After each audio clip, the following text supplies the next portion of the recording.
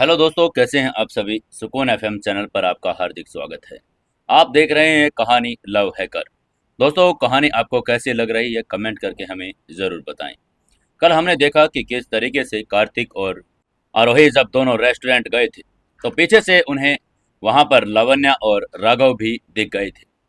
राघव को देखकर कार्तिक तो एक्साइट हो गया था, क्योंकि वो कई दिनों से उसे मिला नहीं था। वो चाहता था कि वो अपने भाई से जाकर मिल ले, लेकिन आरोही को बड़ा ही अजीब सा लग रहा था कि अगर राघव ने उसे देख लिया तो वो कैसा फील करेगी। और जब राघव ने उसकी तरफ देखा तो राघव को भी बड़ा अजीब सा लग रहा था।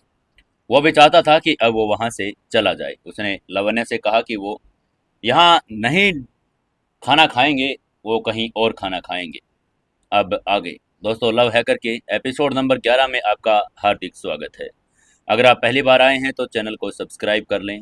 आपको कहानी अच्छी लग रही है तो वीडियो को लाइक करें, शेयर करें और सब्सक्राइब और अपने दोस्तों तक वीडियो को जरूर भेजें। चलिए शुरू करते हैं कहानी। कार्तिक तभी खड़ा हुआ और राघव से मिलने के लिए उसकी तरफ चल दिया, लेकिन तभी राघव और लवण्य अपनी जगह से खड़े होते हुए कार्तिक को इग्नोर करते हुए वहां से निकल गए। जब वो दोनों कार्तिक को मिले बिना ही निकल गए तो कार्तिक को थोड़ी सी हैरानी हुई, साथ में थोड़ा दुख भी हुआ कि उसका भाई उसे बिना मिले ही चला गया था। कार्तिक ने वापस से आरोही की तरफ घूमते हुए कहा, देखो बिना मिले चले गया यार, ऐसे थोड़ी होता है, हद हो गई है। वो राघव से नाराज हो गया था, लेकिन आरोही ने उसकी बात का कोई जवाब नहीं दिया, चुपचाप अपना ऑर्डर करने लगी। वैसे तो उसको राघव के देखने के बाद कुछ भी खाने का अब मन ही नहीं था, लेकिन फिर भी कार्तिक को बुरा ना लगे इसलिए वो ऑर्डर करने लगी।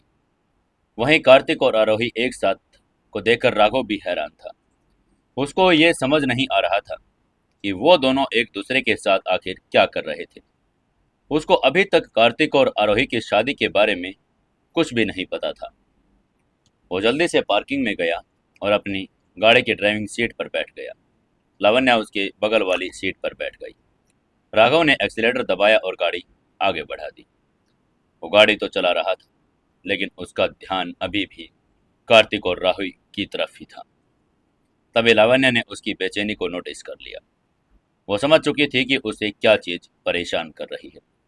उसने ये जानने के लिए कि राघव को उसको सच बताता है या नहीं, उसने पूछा, what happen Raghav, you really wanted to have lunch today. ये कहते हुए वो जवाब के लिए राघव के चेहरे की तरफ देखने लगी। तभी राघव ने हल्के से खांसते हुए कहा, करते हैं ना लंच, बस वो मेरी थोड़ी तबीयत खराब हो रही है। हम प्लीज घर जाकर लंच कर लें आज, बाहर फिर कभी आ जाएंगे। लावण्य ने हाथ हिलाते हुए सहमति जताते हुए कहा, श्योर, एज यू विश। ये कहने के बाद वो खिड़की से बाहर देखने लगी। वहीं राघव फिर से आरोही और कार्तिक की सोच में डूब गया।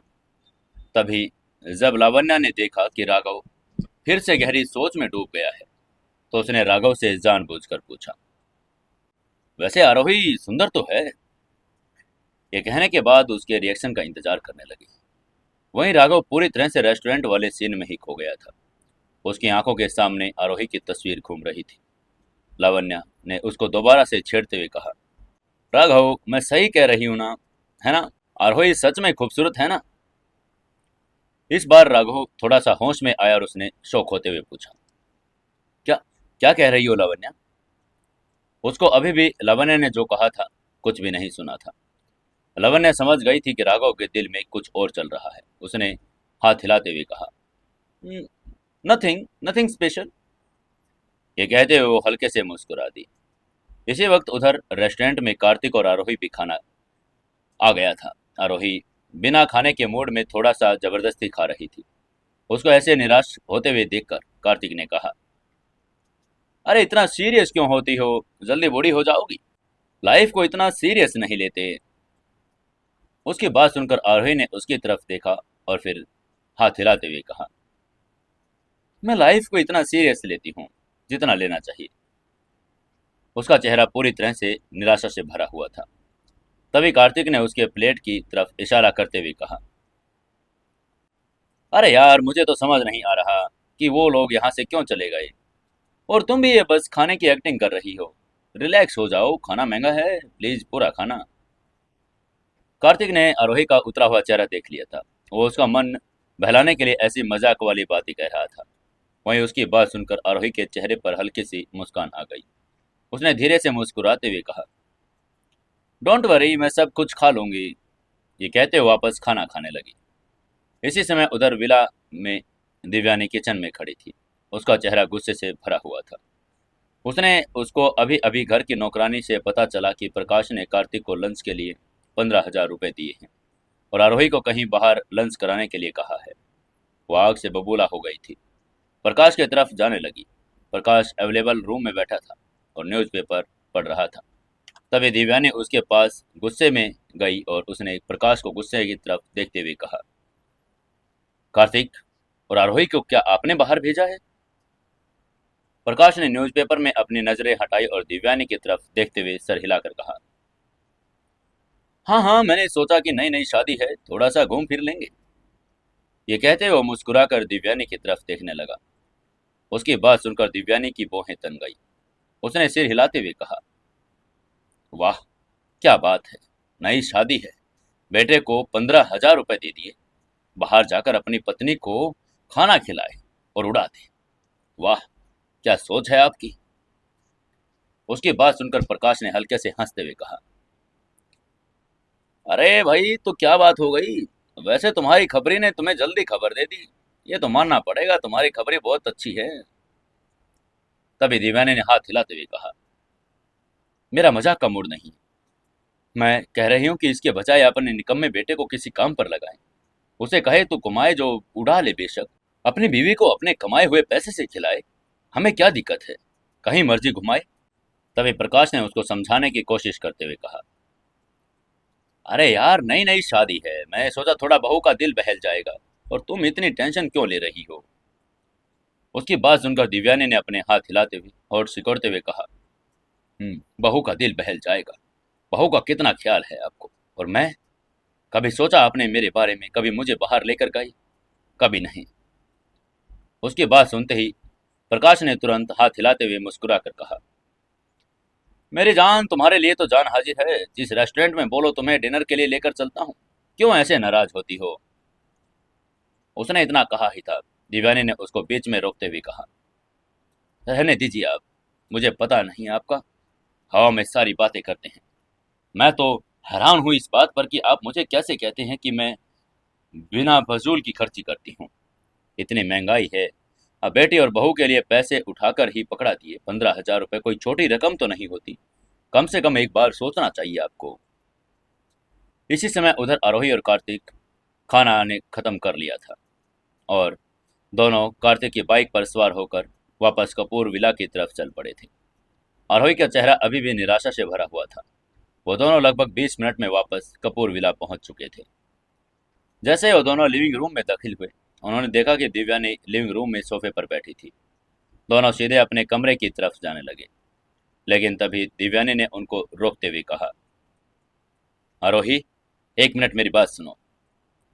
आरोही तुरंत रुक गई। उसने दिव्यानी की तरफ मुड़ते हुए कहा, जी सासू माँ, बोलिए। आरोही को अपनी सासू माँ की आंखों को देखकर थोड़ा डर लग रहा था। उसे पता चल गया था कि वो किस चीज को लेकर गुस्से में होगी। दिव्यानी ने उसके चेहरे की तरफ देखते हुए कहा, आरोही, एक बात बताओ, रात फ्रिज में से खाना निकाल कर गर्म करके कार्तिक को तुमने दिया था? जी जी सासू माँ, दिव्यानी ने सिर हिलाते हुए कहा। ओह, तो फिर खाना खाने के बाद तुमने गंदे बर्तनों को किचन में सजा दिया, ये कैसा बर्ताव है। उसने इतना कहा था तभी कार्तिक वहां पहुंच गया।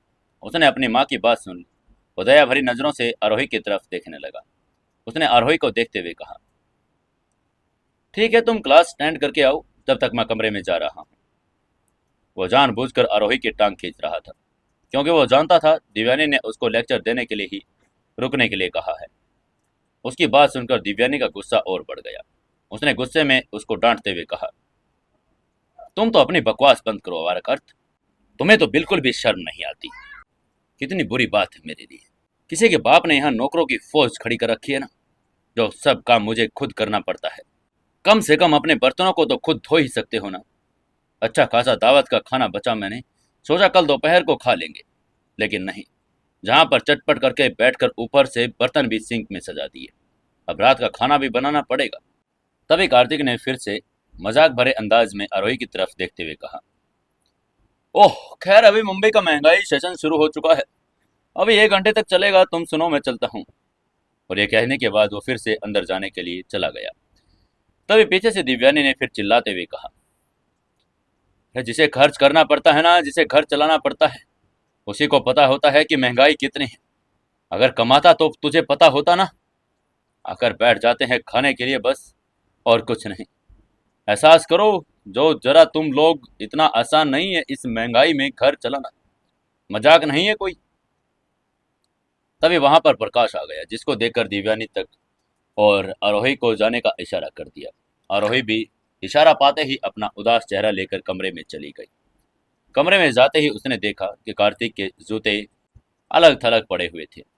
उससे भी अब अपना क्यों गुस्सा कंट्रोल नहीं हुआ। उसने अंदर जाते ही कार्तिक पर फटते हुए कहा, कार्तिक, जूते एक जगह पर रखा करो। कार्तिक ने बेफिक्रे से कहा, क्या बिस्तर पर सजाने हैं?" आरोही ने उसका मजाक बिल्कुल भी पसंद नहीं किया। उसने गुस्से में कहा, देखो इनकी जगह ये है, और हमेशा इनको यहीं पर रखा करो। उसके बाद वो वॉशरूम की तरफ चली गई। कार्तिक उसकी एक एक हरकत नोट कर रहा था। वो समझ गया था कि उसका मूड बिल्कुल भी ठीक नहीं, और उसको इसका कारण भी साफ साफ पता था। कुछ देर बाद आरोही वॉशरूम से बाहर आई। उसने आते ही देखा, कार्तिक, तुम क्या चाहते हो कि मैं कितनी बार तुम्हारा बाथरूम साफ करूं?" कार्तिक ने हल्की सी मुस्कान के साथ कहा, ज्यादा नहीं, बस दिन में 2-3 बार। ये सुनते ही उसकी मूड और ज्यादा खराब हो गया। फिर उसने कमरे की तरफ देखा, तो कमरे की तरफ देखते ही उसने कार्तिक से कहा, कार्तिक, क्या अब ये फिर तुमने कमरा क्यों गंदा कर दिया?" कार्तिक ने वही अपने लापरवाह अंदाज में कहा, क्या हुआ, कम गंदा है क्या?" आरोही ने उसकी बात सुनकर और भी गुस्सा करते हुए उस पर चिल्लाते हुए बोली, कार्तिक, मैं मजाक के मूड में बिल्कुल नहीं हूँ। देखो, गंदगी फैलाना आसान है, लेकिन उसको साफ करना मुश्किल होता है। मैं तुम्हारी नौकरानी नहीं हूँ। तुमने मुझे बिल्कुल नौकर ही समझ लिया है। पूरा दिन मैं बाथरूम के फर्श पर तुम्हारे गंदे कपड़े उठाती हूँ। तुम्हारे झूठे बर्तन यहाँ सोफे पर पड़े हैं। कम से कम इनको जाकर किचन में रखा करो। अभी मैं तो अंदर तुम्हारे कपड़े उठा रही हूँ। इट्स नॉट इजी, ठीक है ना? आरोही ने इतना कहा और झुंझलाते हुए वहां से बाहर जाने लगी। लेकिन तभी पीछे से कार्तिक ने कुछ ऐसा कहा जिसे सुनकर वो दंग रह गई। कार्तिक ने उससे कहा, राघव और उसकी वाइफ को देखकर गुस्सा आ गया। जहर चिड़चिड़ापन उसी बात का है ना। किसी और का गुस्सा मुझ मासूम पर क्यों उतार रही हो? आरोही, लाइफ इज अनफेयर। आपका एक्स खुश हो, मूव ऑन कर जाए। लड़की भी प्यारी हो और उससे शादी हो। गुस्सा आता है, आई अंडरस्टैंड, यही बात है ना। उसकी बात सुनकर आरोही की आंखें भर गई, लेकिन उसने अपने आप पर कंट्रोल करते हुए कहा, फिजूल की बातें मत करो मुझसे। तभी कार्तिक ने हल्के से मुस्कुराते हुए कहा, देखो राघव, मेरा तो भाई है, मुझे उससे प्यार भी है, लेकिन अगर तुम्हारे नजरिए से देखें तो उसने तुम्हें धोखा दिया, तुम्हें डिच किया। तुम्हारा गुस्सा करना तो मुमकिन है, लेकिन अगर मैं तुम्हारी जगह होता तो मैं उसे अपनी जिंदगी में से निकाल कर फेंक देता और खुश रहता, मूव ऑन कर जाता। ये इतना गुस्सा और उदास होना अच्छी बात नहीं है। तभी आरोही ने उससे गुस्से में घूरते हुए कहा, कार्तिक, बस।